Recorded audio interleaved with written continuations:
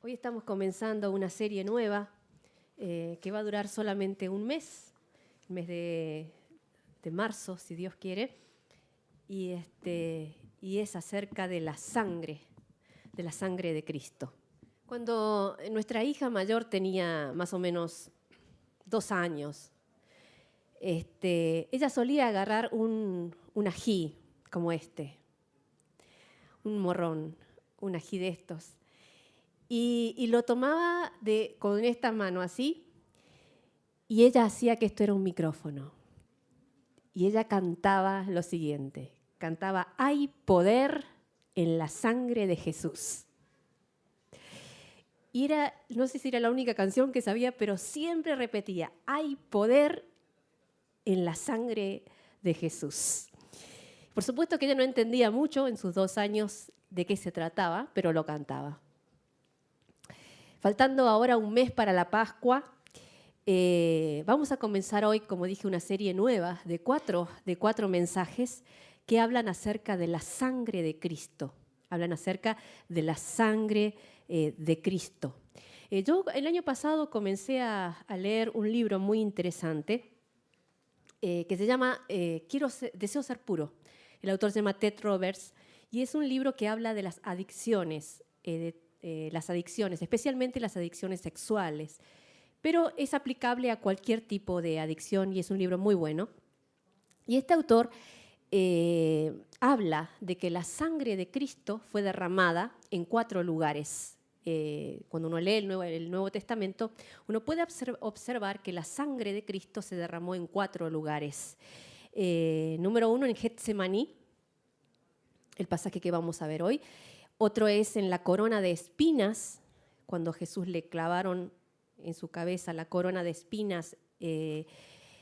Y número 3, en los azotes y los golpes que le dieron a Jesús. Y por último, número 4, en la cruz. Son 4 lugares que en la Biblia habla de la sangre que Jesús derramó por cada uno de nosotros.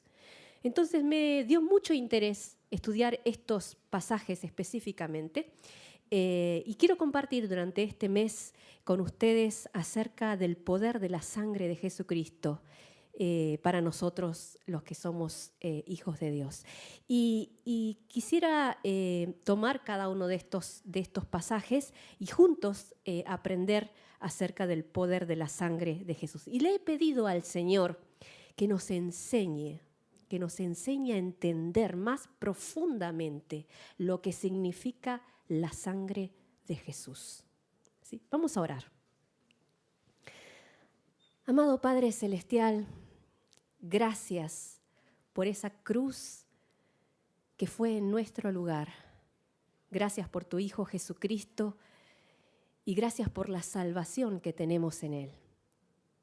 Señor, a un mes de la Pascua queremos rogarte que nos enseñes. Tu palabra dice: clama a mí y yo te responderé y te enseñaré cosas grandes y ocultas que tú no conoces. Queremos rogarte, Señor, en el nombre de Jesús, que nos ayudes a entender más profundamente lo que significó y significa para nosotros la sangre de Jesucristo. Te lo rogamos en el nombre de Jesús. Amén. Vamos a tener abiertas nuestras Biblias en estos 2 pasajes que se acaban de leer recién. Mateo capítulo 26, versículos 36 hasta el 38.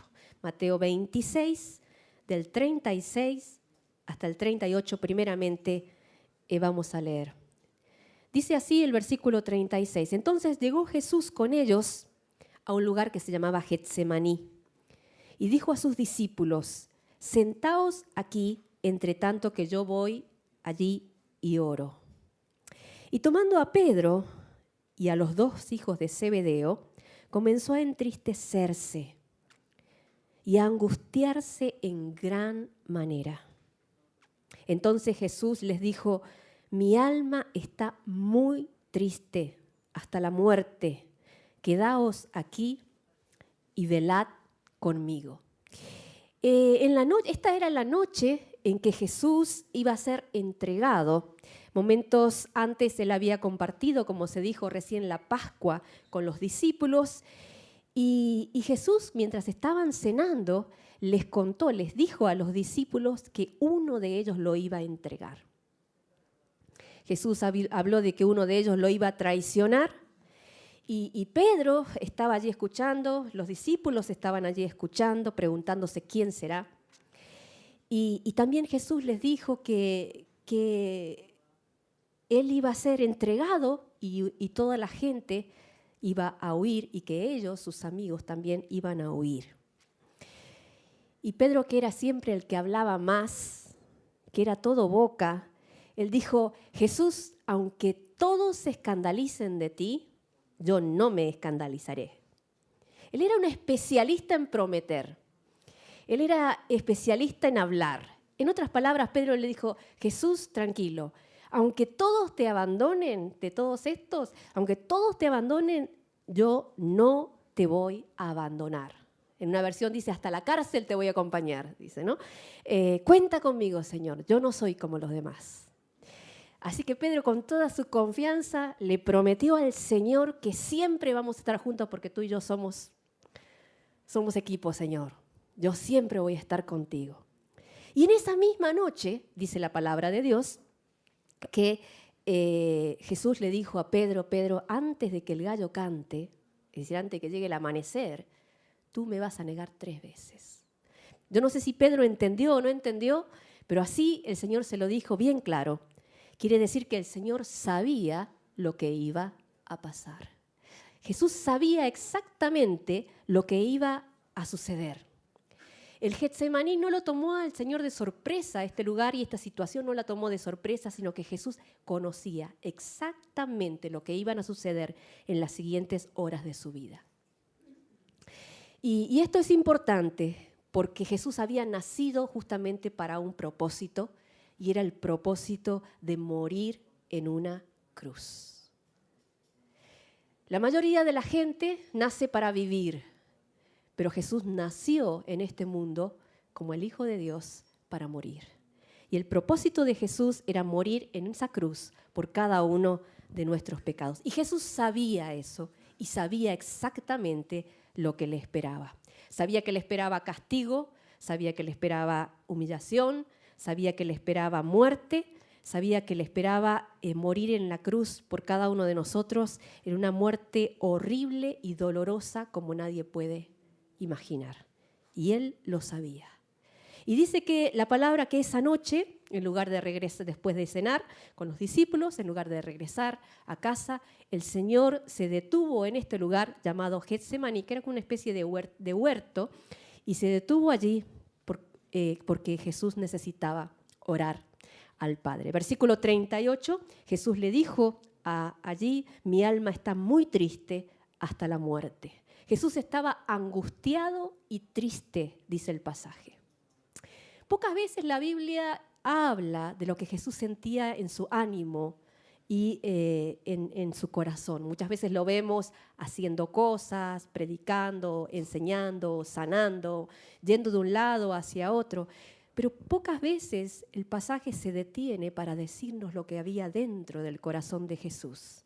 Vemos pasajes en que nos hablan de que Jesús se entristeció, se conmovió, lloró. Y este es uno de ellos en que revela lo que Jesús estaba sintiendo en ese momento.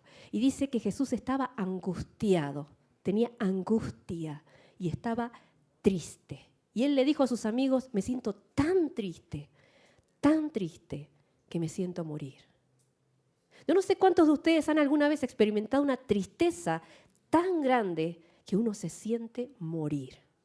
Así se sentía Jesús en esa noche. Y una de las cosas que podemos aprender aquí es que Jesús, el Jesús de la Biblia, el Hijo de Dios, conoce exactamente lo que significa la angustia. Él conoce lo que significa la angustia, porque eso es lo que vivió en esa noche en Getsemaní. Sabe lo que es la tristeza y sabe lo que es el dolor, porque lo vivió en esa noche. Sabe lo que es cuando uno se siente tan triste que ese dolor no te deja. ¿Sabe lo que siente una madre cuando un hijo no vuelve a casa en la noche? Sabe lo que es esa angustia y ese temor y ese desconsuelo. Jesús sabe lo que siente un paciente cuando el médico le dice que no hay remedio ni hay esperanza para ti. Jesús sabe lo que siente ese corazón. Jesús sabe lo que es estar triste y regar con lágrimas tu almohada hasta la mañana siguiente. Él lo sabe, porque Él esa misma noche experimentó toda angustia que nosotros podemos llegar a sentir. Lo sabe. Y en Hebreos capítulo 2, verso 18 dice, debido a que Él mismo, Jesús mismo, ha pasado por sufrimientos y pruebas, puede ayudarnos cuando nosotros pasamos por pruebas. Qué hermoso es esto. Que justamente porque Él ha pasado por sufrimientos y pruebas, Él puede entendernos. Y puede no solo entendernos, sino ayudarnos cuando nosotros estamos en angustia, estamos pasando por prueba. Y es hermoso saber que Él caminó ese camino antes que nosotros. Que Él fue antes por allí, por ese camino del sufrimiento, por ese camino del dolor, pero lo hizo voluntariamente. Él sabía lo que le iba a pasar, pero fue, dice la palabra de Dios, voluntariamente, para ir adelante nuestro en el dolor, en el sufrimiento, en la angustia, para poder ayudarnos. Cuando yo era chica vivíamos en el campo, y en el campo los caminos son de tierra, y cuando llueve el camino desaparece, y todo es un barro. Y no se sabe dónde está el camino, porque todo es un barro. Y yo recuerdo que para ir a la escuela teníamos que caminar como 400 metros en el barro, donde no se veía dónde estaba el camino. Y mi papá, él con sus botas, tenía unas botas grandes, él caminaba adelante y mis hermanos y yo íbamos atrás, pisando en sus huellas. Y para nosotros era fácil, porque él iba pisando adelante y a nosotros solo nos quedaba pisar en el zapato, la huella del zapato que él había dejado. De igual manera sucede con Jesús, hermanos. Él fue delante nuestro, dice la palabra de Dios, voluntariamente en sufrimientos y pruebas para ayudarnos a nosotros cuando pasamos por pruebas. Por eso Él puede ayudarnos. Y una de las razones por la que decidí estudiar este pasaje y compartir con ustedes este mes acerca de la sangre de Cristo es porque pude experimentar justamente esta verdad, que en la sangre del Señor hay poder para ayudarnos, para levantarnos.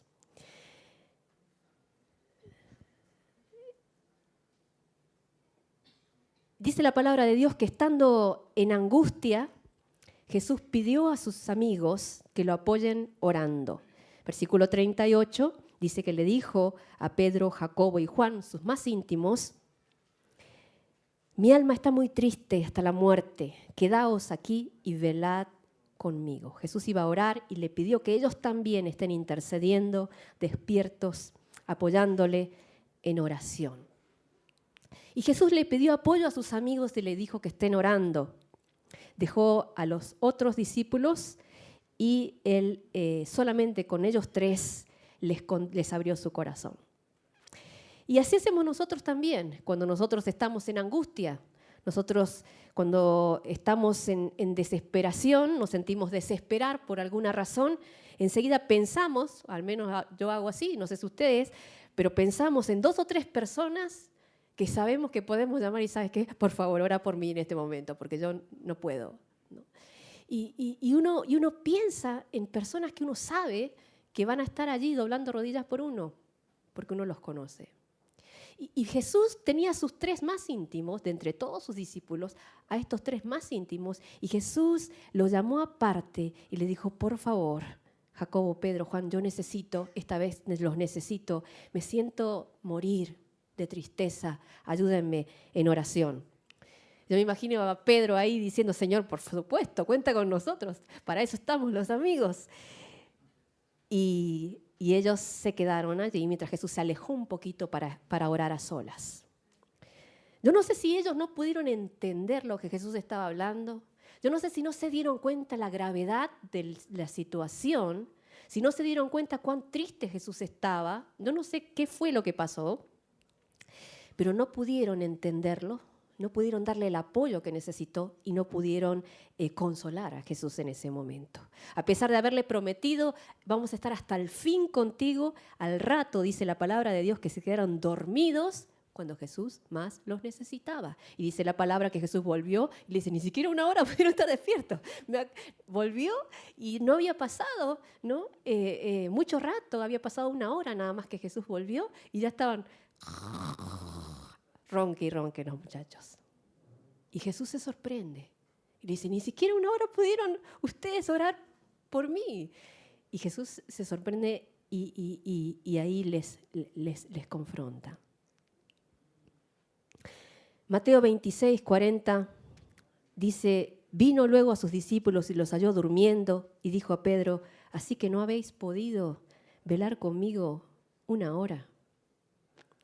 La siguiente cosa que podemos ver aquí es que Jesús sufrió no solo angustia y tristeza, Jesús sufrió el abandono de los suyos. Jesús sufrió en Getsemaní el abandono de los suyos, de la gente. Jesús en la palabra de Dios no fue solamente traicionado por Judas, sino que sus amigos más íntimos, en quien más confiaba, en quien más cerca estaba, los que él amaba, también dice la palabra de Dios que lo abandonaron. No sabemos bien nosotros, pero en Lucas dice que ellos se durmieron a causa de la tristeza. Tal vez ellos mismos estaban tan tristes, tan cargados, tan angustiados que ni con ellos no podían apoyar a Jesús. Entonces dice la palabra que se quedaron dormidos de la tristeza y de cómo ellos se sentían. Lo cierto es que Jesús en ese momento del Getsemaní experimentó soledad, se quedó solo, experimentó la soledad de que es que los que tú cuentas no están allí. Yo no sé si te pasó alguna vez de contar con alguien, de poner tu confianza en alguien, de poner tu esperanza en alguien y que esa persona te falle o te deje solo. La desilusión que uno siente, la tristeza que uno siente, la sintió Jesús en esa noche. Y dice la palabra de Dios que Jesús se quedó solo. Y no solamente se quedó solo porque lo abandonaron sus mejores amigos, sino que más tarde en la cruz, cuando Jesús cargó con tu pecado y el mío, la palabra dice que Dios el Padre lo abandonó allí y escondió su rostro para no ver. Jesús fue abandonado en la cruz por el Padre a causa de que cargaba tu pecado y el mío. Y Él fue voluntariamente. Y dice la Biblia que en todo eso Él respondió sin pecado. Lo más maravilloso es que ahí donde nosotros fallamos y caímos, donde nosotros nos enojamos, nos resentimos, nos desilusionamos con la gente, Jesús respondió sin pecar. Sin pecar. En Lucas 22, 44 dice, y estando Jesús así en agonía, oraba más intensamente. Y era su sudor como grandes gotas de sangre que caían a tierra. Era su sudor como grandes gotas de sangre que caían a tierra. En el libro de Lucas, en el Evangelio según San Lucas, figura este detalle de que de la frente de Jesús, de la cara, de su piel, salían gotas de sangre mezcladas con sudor. Lucas, como ustedes saben, era médico. Lucas, que escribió el Evangelio y escribió Hechos de los Apóstoles, era médico de profesión. Entonces, probablemente por esa razón incluyó este detalle, porque a él le interesaba justamente. Y está comprobado científicamente que cuando una persona experimenta una agonía, una angustia y agonía extrema, demasiado fuerte, los capilares se rompen y entonces comienza a salir sangre de la piel. Esto está comprobado científicamente. Y eso fue lo que pasó con Jesús en esa noche. Él estaba librando una batalla tan grande emocionalmente y luchando tanto contra su propio deseo, contra su... Todavía no es la hora. Gracias.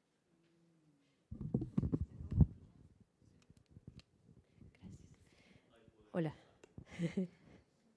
Estaba luchando tanto que dice que de su frente, de su cara, de su piel, comenzó a salir sangre.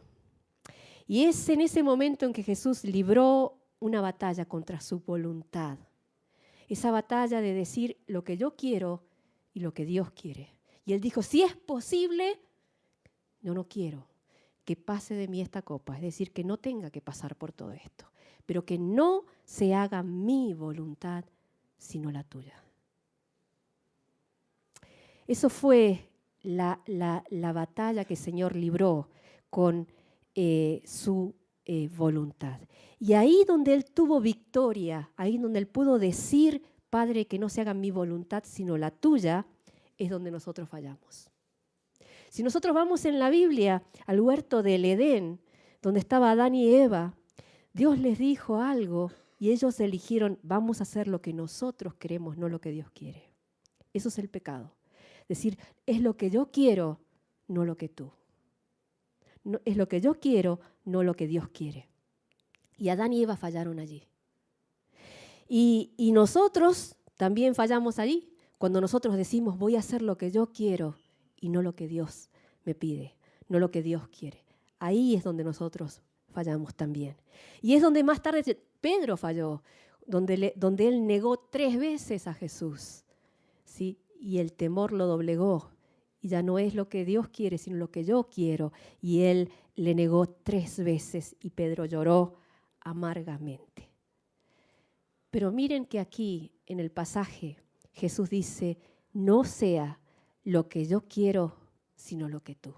Quiere decir que esa misma batalla que nos toca a nosotros en el día a día, todos los días, Jesús en el huerto de Getsemaní luchó y venció.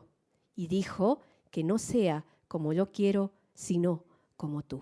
Y esto lo repite 3 veces. Y yo me pregunté, ¿por qué 3 veces repite Jesús que no sea como yo quiero, sino como el Padre? Como tú quieras, Señor, como tú quieras, le dice al Padre. Y justamente pienso en Pedro, que le negó 3 veces. Ahí donde Pedro fracasó 3 veces, Jesús 3 veces aprobó sin pecado y con victoria. Y esto nos hace ver una cosa, y es que nosotros también, a pesar de que una vez y otra vez y otra vez fallamos en la sangre del Señor Jesús, está el recurso suficiente para una y otra y otra, y las veces que sean necesarias, el Señor aprobó sin pecado. Y esa es la parte grandiosa de la cruz. Que allí Jesús en el Getsemaní libró la batalla que tú y yo no logramos vencer. Y Jesús en ese momento logró la victoria sobre la tentación, sobre su voluntad, y fue obediente. Y librando esa batalla consiguió para nosotros la victoria. Y cuando nosotros por fe vamos a los pies de Cristo, cuando nosotros por fe vamos a la cruz, toda esta justicia y esta victoria de Jesús se hace nuestra. Hebreos 4:15 dice así: porque no tenemos un sumo sacerdote que no pueda compadecerse de nuestras debilidades, sino uno que fue tentado en todo según nuestra semejanza, pero sin pecado. En todo Jesús fue tentado a nuestra semejanza, pero sin pecado. Esto quiere decir que Jesús sabe lo que es tener no solo angustia, sabe lo que es tener hambre, frío, calor, ser abandonado, sabe lo que es ser traicionado por un amigo. sabe lo que es estar angustiado hasta más no poder. Sabe lo que es estar triste, frustrado, cansado, decepcionado. Él lo sabe porque Él lo pasó, lo enfrentó, pero sin pecar. Respondiendo sin pecar ni siquiera una vez. Y Jesús aprobó delante de Dios en perfección porque Él no se hirió, no se resintió, no pensó en vengarse. Jesús no reclamó y no hizo lo malo. Es por esa razón que Él se compadece de nuestras debilidades. Y lo maravilloso del Evangelio de Jesucristo es que cuando nosotros venimos a esta cruz y venimos arrepentidos a Él, esa misma justicia conseguida por Jesús, Dios la hace nuestra. Y eso que Él aprobó viene a ser para nosotros. Entonces, cuando reconocemos nuestro pecado y nuestra rebelión, esa justicia viene a valer para nosotros. Nosotros no pudimos, pero Él lo hizo por su sangre en la cruz. Y en ese huerto de Getsemaní, Jesús derramó sangre. Y esa sangre la derramó para poder tener victoria sobre la voluntad, sobre la angustia, sobre la tristeza, sobre la decepción, sobre todas estas cosas que Él tuvo que enfrentar y lo hizo para nosotros. Él caminó el camino antes para que nosotros vayamos en su huella. Y no solamente Jesús nos puede entender porque Él lo vivió, sino también que nos perdona y esa justicia la hace nuestra. Y toda esa obediencia y esa victoria que Él consiguió se hace nuestra por su sangre. Hace muchos años atrás, en una ciudad de Estados Unidos, hubo una epidemia muy grande de sarampión. En esa época en que todavía no estaban las vacunas ni nada de estas cosas. Y un hombre cristiano, un médico cristiano llamado Paul Brandt, él cuenta que él tenía en ese tiempo 2 hijas. Y la mayor de sus hijas contrajo de una forma muy virulenta, muy fuerte, la enfermedad del sarampión. Pero por la edad que ella tenía y por su cuerpo ya fuerte, con tratamiento, ella podía hacerle frente a la enfermedad. Sin embargo, él tenía una nena más pequeña, muy chiquita, y esa chiquita era tan pequeña que si ella se enfermaba con el virus del sarampión, la fiebre tan alta y todas las consecuencias que vienen con la enfermedad, esa chiquita corría peligro de morir. Entonces el pediatra que les atendía a las 2 le dijo a la familia Brandt que la única manera de ayudar a la bebé era consiguiendo alguna persona que hubiera contraído sarampión y lo hubiera vencido. Ellos necesitaban lo que se llama la sangre de un vencedor. De nada servía a la familia Brandt conseguir una persona que hubiera vencido la varicela o cualquier otra enfermedad. Tales personas, aunque pudieran estar muy sanas, no serían de ayuda. Lo que ellos necesitaban era alguien que hubiera enfrentado el sarampión, sufrido el sarampión y hubiera vencido. Porque cuando uno sufre una enfermedad y la vence, en la sangre guarda una información que hace que el cuerpo sepa la vez siguiente que venga el virus cómo atacarlo. Entonces, aquel que ha vencido una enfermedad queda inmune. Su sangre ya sirve para que la siguiente vez el cuerpo no sea afectado. Entonces ellos necesitaban buscar una persona así, que hubiera sufrido el sarampión y lo hubiera vencido. Y esto lo llamaron ellos la sangre del vencedor. Y estuvieron buscando un vencedor del sarampión y finalmente lo encontraron. Y cuando lo encontraron, lo que hicieron fue extraer un poco de sangre de esta persona sana, dejaron que las células se asienten, extrajeron el suero, lo que se llama suero de convalescencia, y se lo inyectaron a la bebé.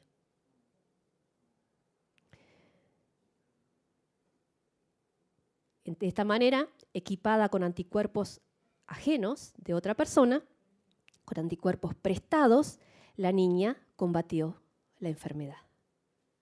Es decir, que su cuerpo tuvo el tiempo suficiente como para, con ese suero, con esa sangre, producir sus propias defensas. Entonces el virus no le pudo afectar y ella quedó inmune a la enfermedad.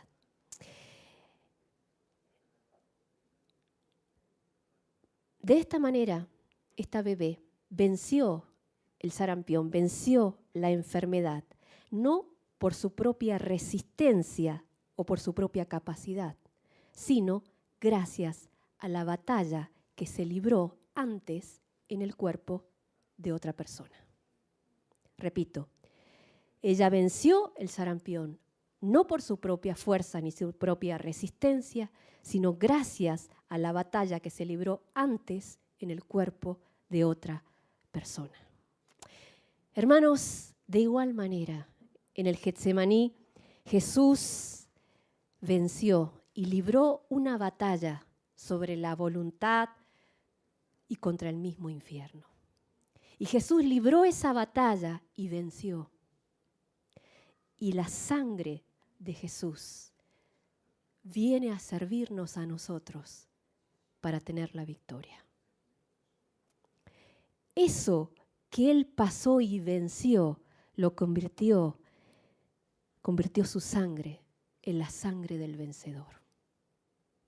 Y es por eso que cuando nosotros por fe vamos a Cristo, toda su victoria y toda su sangre derramada allí viene a servirnos para nuestras vidas.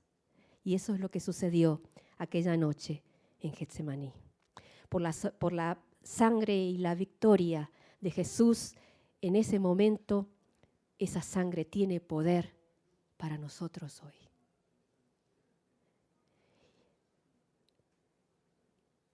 Y cuando en la Santa Cena, nosotros recién tomamos la Santa Cena, la palabra de Dios, Jesús dice, esto es mi sangre derramado por ustedes. Jesús está compartiendo con nosotros su vida, su victoria sobre el pecado de una vez y para siempre. Y esa sangre tiene poder. Tú y yo no podemos enfrentar el pecado, enfrentar la tentación, enfrentar el temor, enfrentar la desesperación, enfrentar la muerte con nuestras fuerzas. Sin embargo, la sangre del vencedor está para nosotros. Y yo he comprobado esto, y esa es la razón por la que yo tuve mucha curiosidad en estudiar sobre la sangre de Jesús.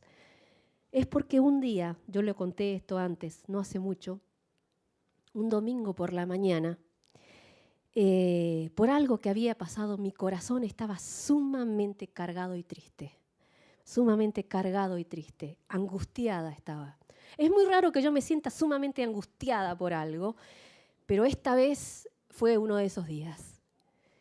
Y tan grande era la angustia que yo sentía, tan grande era la carga que yo sentía, que eran las 10 de la mañana del domingo, y yo cerré la puerta de mi habitación y me arrodilló en el piso de mi cuarto. Y yo le dije a Dios lo siguiente: Señor, dentro de unas horas yo tengo que pararme delante de la gente y tengo que predicar tu palabra. Pero ¿cómo yo voy a pararme a predicar tu palabra si mi corazón se siente tan cargado, tan angustiado y tan triste? Señor, yo no puedo. Y de mi boca salieron estas palabras: yo te pido que por la sangre de Cristo me levantes.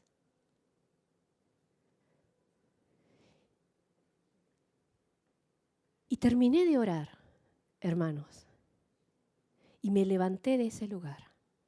Y toda la angustia, toda la ansiedad, toda la desesperación, toda la tristeza que tenía en mi corazón que me embargaba hasta ese momento, se desapareció completamente. La situación, nada había cambiado, pero dentro de mi corazón algo había cambiado. Y yo le conté a mi esposo después, pude experimentar el poder de la sangre de Cristo. El poder que hay en la sangre de Cristo para levantarnos. Y Jesús pasó ya la angustia, pasó ya antes la desesperación, pasó ya antes todo lo que tú puedas vivir para poder ayudarte. Y esa sangre de Cristo, la sangre del vencedor, es la que sirve para ti. Apocalipsis 12, 10 al 11. Apocalipsis 12, 10 al 11. Parece un trabalengua esto. Apocalipsis 12, 10 y 11. Dice así: entonces oí, dice Juan, una gran voz del cielo que decía: ahora ha venido la salvación, el poder y el reino de nuestro Dios y la autoridad de su Cristo, porque ha sido lanzado fuera el acusador de los hermanos, el que los acusaba delante de nuestro Dios de día y de noche. Y ellos le han vencido por medio de la sangre del Cordero. Ellos le han vencido por la sangre del Cordero. La táctica de Satanás es siempre acusar a los hijos de Dios, acusar a los hermanos, acusar a los cristianos para destruirlos. Y si tú le das lugar, de verdad, que te desploma. Pero la Biblia dice que la manera de hacer frente a todo esto es vencerle a través de la sangre del Cordero. A vencerle a través de la sangre del Cordero.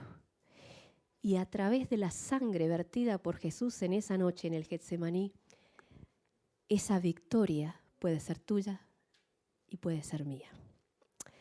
Ted Roberts, el autor de este libro, habla de esto diciendo lo siguiente: esa batalla de la voluntad, peleada y ganada por Cristo en el jardín del Getsemaní, es la misma batalla que enfrentamos muchas veces nosotros en nuestras vidas.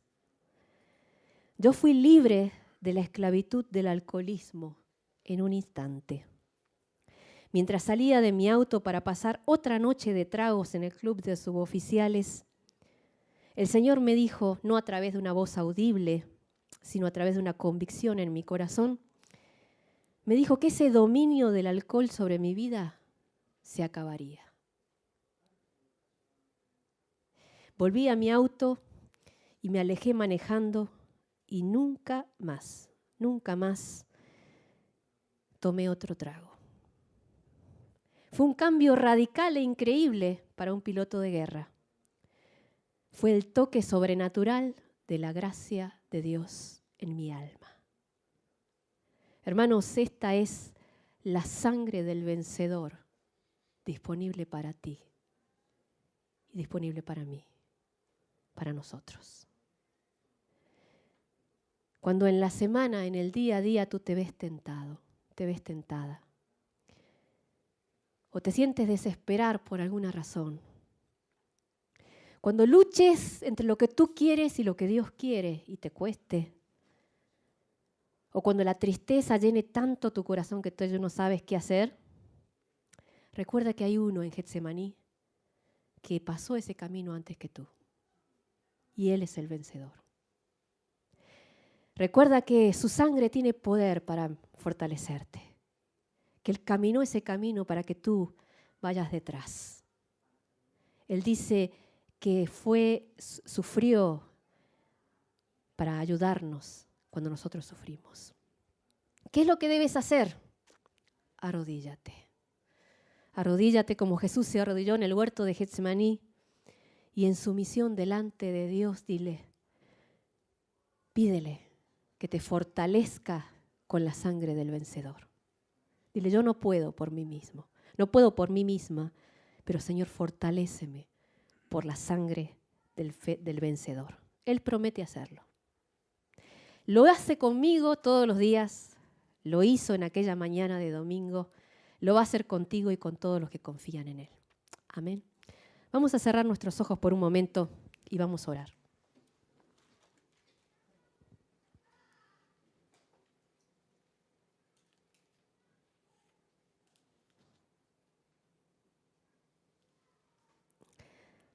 Amado Padre Celestial, te damos gracias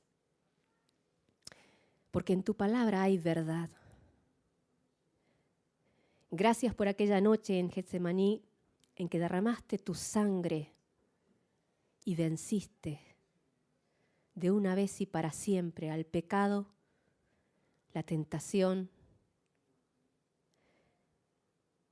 el temor, la angustia, la desesperación,